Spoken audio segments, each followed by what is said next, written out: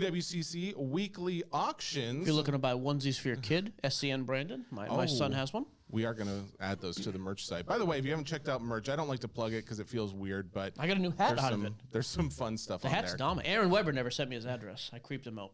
Oh, yeah, that's fair. PWCC weekly auctions in this Sunday. Mike and I went through some of the things that we liked, and I have bid on maybe 10 items I'm high bidder on at this moment. I think that you found a few things that you had mentioned last show, and I think we start with Josh Allen. Yep, 2 Josh Allen cards. 2018 Blue Select PSA 9 Josh Allen rookie. The card's like $2 to $250 right now in regular value. It's a little under that. It's at $170, which would be about $205 with the premium. I'm going to bid a little bit more. I'm not going to go crazy. The thing that's weird about this card is a PSA 10 is still way over 1,000. So this is another one of those huge discrepancies between a 9 and a 10. And like I said the last couple weeks, I think the Bills are going to get weird at the end of the year and make a run. So I'm in on Josh Allen. It's also a color match. I normally don't care, but that actually looks pretty slick. Let's see here. It's one of the Josh Allen. Pull it up. Hey, Eddie, hold on for me. No, live. Hold on. We'll do it live. We'll do it live. I picked out another Josh. There's actually a few. I'm not going heavy on his big rookie stuff though. There's a few autographs. I'm not dropping $1,000 on Josh. I don't like him that much. All right, so let's. See, didn't have to cut anything. That was filler. Can we go back and forth from the Josh Allen to one of mine, then to yours? Do the next Josh Allen. Sure. Yeah. Let's. I already mentioned it. What do we? I mean, jump off a cliff. No, that's fine. All right. Here's the other Josh Allen. There's a quarry right around the corner. So, by the way, they're not blasting over there. No, they are. I was gonna say they've moved it to like about 30 minutes after you leave every day. There is a blast. Yeah, it's still going on. Okay. The next one is a same thing. 2018 Select. So, and it's the light blue die cut. Also a PSA 9. Again, the PSA 10 version of this is way over this. This is at $155. I like the Josh Allen upside. I also just think PSA 9s, in particular with these two cards, seem to be at a crazy cheap price compared to the 10. So okay, so Josh Allen, obviously you're putting your money where your mouth is because you still view this as a card to buy. I am doing the same in the sense that I have found a Disney princess or what? It's not a princess. An actor from the 70s? You could call it, I guess now he could be called a Disney prince, a prince of the Force, a little Luke Skywalker. I wanted to call him Luke Hamill. Mark Hamill, Luke Skywalker. This is a 1977 O-Pee-Chee Star Wars. This is the one that just set the record for, I think, like, what was it, like $80,000 or something like that? But anyways, it's an SGC 5. I am high bidder on it currently. I really want this card. I don't care that it's a low grade. I think that's a lot of times my opinion on some of this stuff that's lower graded, big name stuff. I don't care what the grade is. If I can just say I own one, even if it was like a SGC 1, I would still take it. So that's one of the ones I'm going after. The next is probably the biggest card I've bid on in the last month or so. Viggo Mortensen? A little $120 for this Viggo. Actually, I've bid on a couple things bigger than this, but it's a signed Viggo Mortensen, Aragorn, Lord of the Rings, Aragorn. Yes, your pronunciation was flawless. So. Aragorn.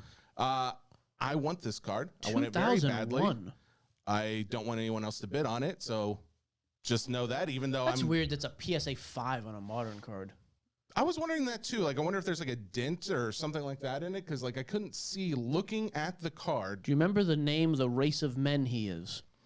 That were blessed with exceptionally long life. Here you go. You know you're better at this than I am. Really? You don't know that? This is pathetic. I mean, I would know the name. If you gave me multiple choice, I'd get it. But no, I can't tell. Tell us. No, go to your next You don't even know it, do you? I am all set. The Dunedain. I don't think I'm saying that right, but it's something like that. Durdan? Dunedain or... Doingdan. Hang on. Descent of Edan. That's what you just said that. Is a man... Oh, he's a man of Dunedain descent with Edain roots as well as Elf and Ainu roots. How do you get this? I don't understand. Oh, here we go. What ethnicity is Aragorn? This is what I was looking for. There we go. Thank you. Yes. Oh, no, it's this. I need to racially profile Aragorn. Numenorian. Wait. Then what was the other thing you were saying? What is that word? I don't have any idea. Okay. Just found this word. I started Numenorian. Saying it. Yep. You know what? Props to you for even knowing that he's not just human. So what a great actor. He does this and then he like wins an Academy Award for The Green Book. Oh, that's a good movie. I know it is. I was just watching some of that the other day, actually. Yeah. Viggo's got some range. Actor. Oh, and isn't he an Australian dude? No. In real life? I don't think he's Australian. He's not from America, but he's... Eddie, check that. We need a... Ethnicity of we need Viggo that Mortensen, please. right now. Because he plays obviously a prince or whatever this dude, the king here. He's future king, yeah. Yeah, of Gondor. I know. Take it easy, for goodness sake. But then he plays like an Italian mobster in that movie. He's in a lot of movies, things that are not all necessarily appropriate for all ages. Yeah, that's a great movie. I want that card. Please don't bid on it. Go bid on anything else, not that one. You had one other one, and I had a couple others. Well, I just had the Purdy thing. I think it's interesting. There's like 4 or 5 Brock Purdy flawless patch autos. Okay.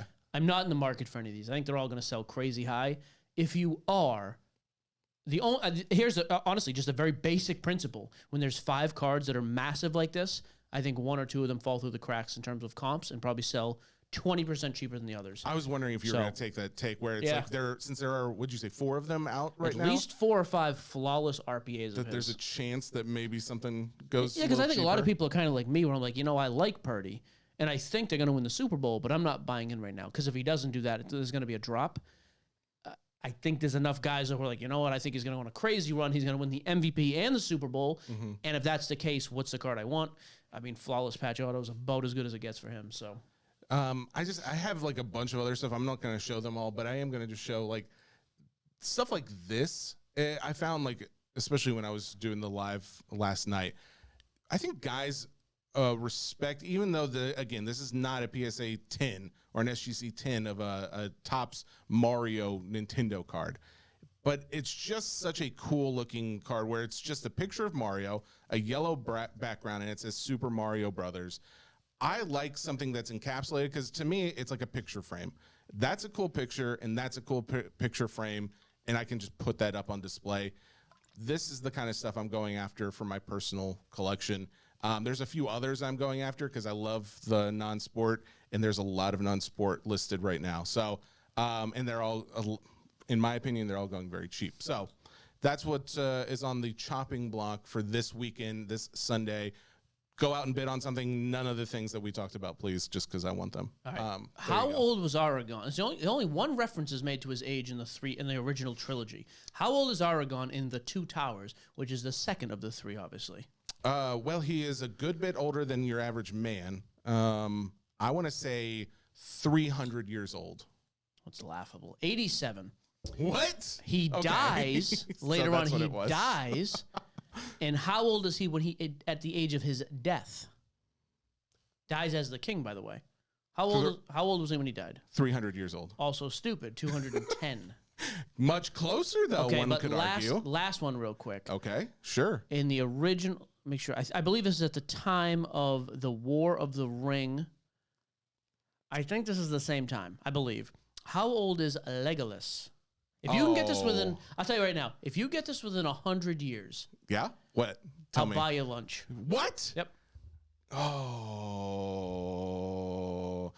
He was 783 years old. 2,931. You suck. I could have given you 1,000 years and you wouldn't have got it. Well, wow. Would have been soup from Mendy's. So. All right, let's do Go to mailbag. Mendy's? Mailbag and we can get out of here. Is that right? Yeah, I think that's the case. Oh, hey.